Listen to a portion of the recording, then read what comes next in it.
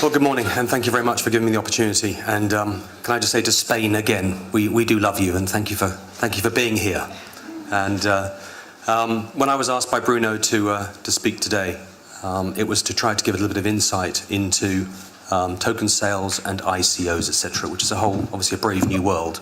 So I thought what I might do is try to, in 20 minutes, give a little bit of an overview as to the origins of why we've got here to this point in time. What Gibraltar is doing in this field, particularly as a jurisdiction and with its regulatory framework, which you'll hear a bit about later on today. And also just to sort of say, look, my background was in investment banking. I was the global head of equities at a very large investment bank for many years, for my sins. And it was basically about getting companies funding. That's what we used to do for a living. In 2012, I founded the Gibraltar Stock Exchange to effectively carry on that work. And we've since founded a subsidiary called the Gibraltar Blockchain Exchange. And I enter my 35th year in this field, and it's probably, I think, one of the most exciting times actually that I've ever seen in decades. Allowing companies to get access to funding, which is the backbone, really, of any company that's got funding and execute its strategy. And what I'm seeing is the accessibility and speed to funding, which I think is particularly exciting and has a lot of relevance, I think, in this room. So with no further hesitation, and I think the word sophistication was used earlier. Trust me, I'm not sophisticated, so this will be hopefully a relatively simple presentation. I hope this clicker works. So let's just take a little bit of a walk back in time. I'm going to be very, very quick with this section, but I think it's important that we understand the build up to A, the technology, and B, the financial crisis with Lehman's, and that's got a lot to do with why we're here today. So, we'll all, for those of you my age or older, you'll remember the localization of data storage back in the 80s. We moved to the cloud during the noughties, and since the last really 10 years, we started to see this whole decentralized and distributed database, which I think is actually the most fascinating thing about what is happening here in terms of security and cost effectiveness. People talk about blockchain. It really is just to try to put it into some basic steps. A wants to transact with B. This is represented as a block, that transaction. The block is broadcast to a network, depending on what blockchain you're using. Every party then approves that transaction, that it's valid. The transaction takes place. The block is added to the chain, which provides this immutable record, i.e. you can't destroy it, of transactions, and value moves from A to B. That effectively is how a distributed ledger technology database works.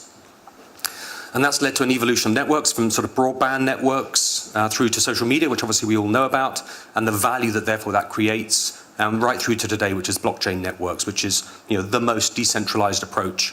And you're welcome to have this presentation afterwards, by the way. So let's get stuck into the credit crunch, 2007, 2008. Obviously, Lehman's went bust. The banks effectively shut down. Credit lines were pulled, and business was actually quite hard to execute.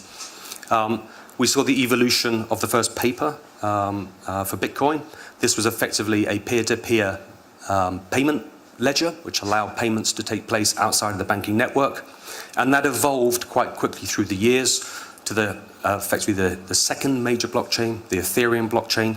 Rather than just being able to move Bitcoin across blockchain, you're allowed to actually now start to program something called a smart contract. And that allowed real flexibility in terms of execution and in terms of expanding the use of those blockchains. That then came through to more mainstream adoption, the big names, Microsoft, JP Morgan, etc., forming the Ethereum Enterprise Alliance. This is a body that effectively tries to bring the Ethereum blockchain forward and make sure that any problems are dealt with quite quickly because the expansion is so rapid. And where are we today in the future? So we're now at the point where it's been so successful that, of course, regulators are now starting to get their arms around this technology. And how do you regulate this space? How do you focus on investor protection mechanisms? And yet at the same time, embracing innovation, etc., to help companies evolve and execute their business plans. And that's where right now, I think 2018 and beyond is the era of the regulator. And we'll talk a little bit about that. So about 3 years ago, fintech companies based here in Gibraltar started talking to the government. And one of the great things about Gibraltar is our size. It's not always to our advantage when you're trying to compete with the big boys, but when you're looking to move very quickly and nimbly in terms of execution, actually being small gives you a huge advantage.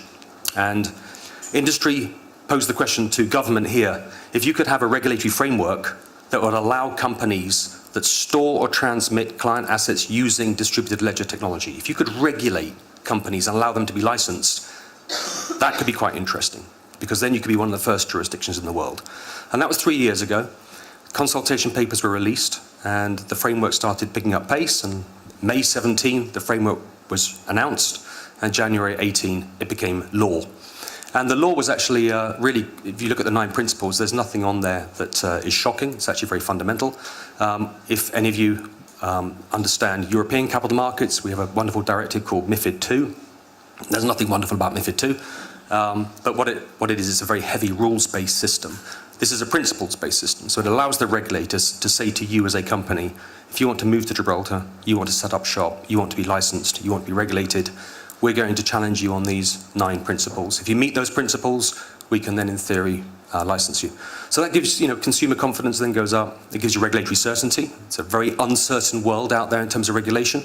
America is still trying to wrestle with, what is this sector? China have just gone, we're out until we can control it. There's a lot of different moves globally. So Gibraltar was the first country in the world to actually have a regulatory framework.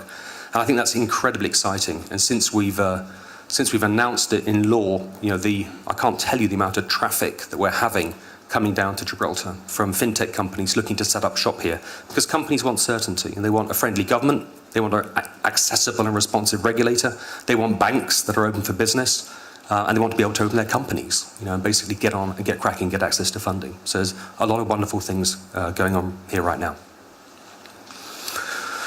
So let's get stuck into now we've had the history lesson, let's get stuck into the different types of effectively cryptocurrencies or tokens. The first type are what I referred to earlier, Bitcoin.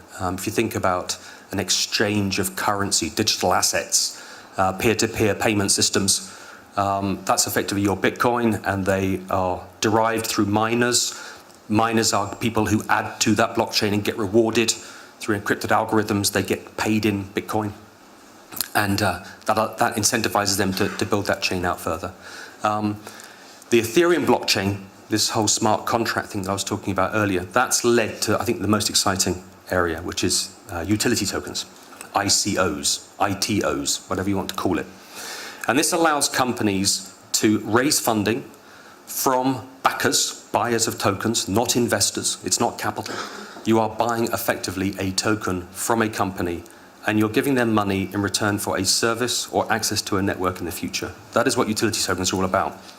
This was really restricted the confines as the Bitcoin blockchain started to expand into Ethereum. It was really the crypto community was saying to fintech guys, okay, look, we'll give you $1 million. Go and add something really fantastic to this whole space. And it was actually quite a small localized market. What has happened is it's become so successful.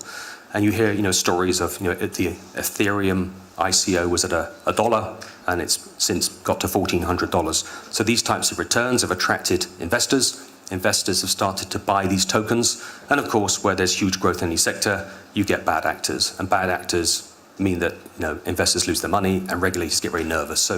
But the ICO space has been incredibly fast growing. There's 4 billion issued in 2017. At the weekend, one company announced that they had raised $4 billion in one ICO. So you can see that in terms of global markets, it's not necessarily a huge number, but it's becoming important enough that regulators are getting nervous and are catching up now with how do you regulate ICOs. But then you have, I think, the most really exciting challenge for this industry, and that's tokenized securities. So these are equities, these are fixed income securities, but they're digital. So rather than today, if I want to buy Apple, I call my broker, he buys an Apple share on a stock exchange, he takes my dollars or my sterling, he converts it to dollars, he pays the seller, there's then a stock exchange, a clearing, settlement, registrar, paying agent, bank, foreign exchange, T+3, I finally get my money having sold my Apple shares, or the other way around. It's a bit archaic, and what we're seeing now is the development of this technology, the development of the blockchain, will in theory start to accelerate very quickly now the ability for me on a Sunday morning to use my phone to buy Apple shares and get settlement instantaneously, paying for those Apple shares using a cryptocurrency. That's what I think is really exciting, and that's what we're seeing right now in terms of the speed. So that reason for that history lesson was we haven't been able to do this until now, and that's why this technology, which has caught up so quickly, is now providing these fantastic opportunities. So when you look at a utility token, which was the middle section, so these are utility tokens that move across the Ethereum blockchain. They're called ERC20 smart contracts, and they can be issued by any company, and they are potentially incredibly exciting ways to raise funding quickly, particularly if you're in the startup phase. But with any utility token, there are challenges, and there are risks. There are risks for the buyers, and there are risks for the issuers, which I'll talk about in a second. But the important thing to say about utility tokens, there's no claim on the balance sheet. There's no claim on equities. There's no claim on dividends. This cannot be categorized as a security.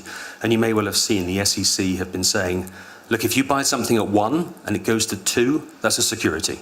So the SEC are trying to get their heads around, are utility tokens in any way captured by securities legislation? Because that's obviously a completely different set of obligations.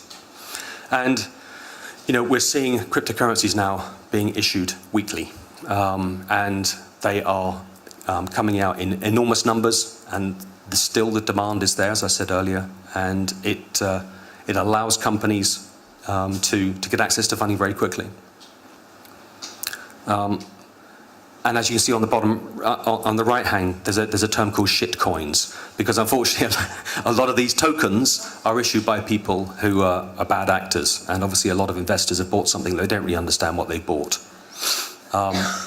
So in Gibraltar, let me talk briefly about what we're doing. So as a stock exchange, we thought, well, look, this is an interesting, fast-growing space. But if you look at the challenges that you have, first of all, if you're an issuer, are you legally allowed as a company to issue tokens in the country that you're domiciled? Secondly, where are you allowed to sell those tokens? Who are legitimate buyers of those tokens? How do you make a token? How do you program a smart contract? How do you know that the advisors who are going to help you carry out that issue are eligible and qualified to help you raise that funding? How will you use the blockchain? Are you giving access to a network? If you're a token buyer, how do you know that the seller of that token is legitimate? Are they fit and proper, etc.? So there's a huge amount of risks. If you're a token issuer, well, you potentially carry out, think of it as a form of digital crowd sale. It's a digital crowdfunding. You're potentially going to have thousands of people apply to buy your token. They all need to be KYC and AML cleared. That's a huge obligation for an issuer. And also, you've got to collect then the cryptocurrency that the buyers are going to pay you in, normally Ether, and then you replace that with your token. It's an incredibly, incredibly complex exercise, fraught with risk. So we created GBX, and we have a token sale platform where we've created a huge set of rules which allow you as an issuer to come with certainty. You have to comply with our token sale rules. It also puts in place a bunch of disclosures to give investors the information they need to make informed decisions. And also we do all the heavy lifting. So we do the KYC, we do all the AML on behalf of the issuer. You can only buy the token if you have an account at our cryptocurrency exchange. So we've tried to de-risk the whole proposition for companies and issuers, which we think is an exciting proposition. We use a sponsor model, so we have approved sponsors who bring deals to the exchange to actually carry out the primary, and then we trade on the digital asset exchange the secondary tokens.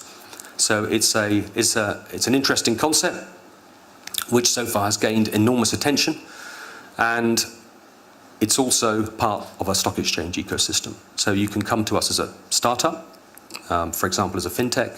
You can carry out your utility token issue, raise your funds, start to build your technology, execute your strategy, and then if you want to go to the bond market or you want to go to the equity market in 3 or 5 years' time, you can stay on a pathway with us.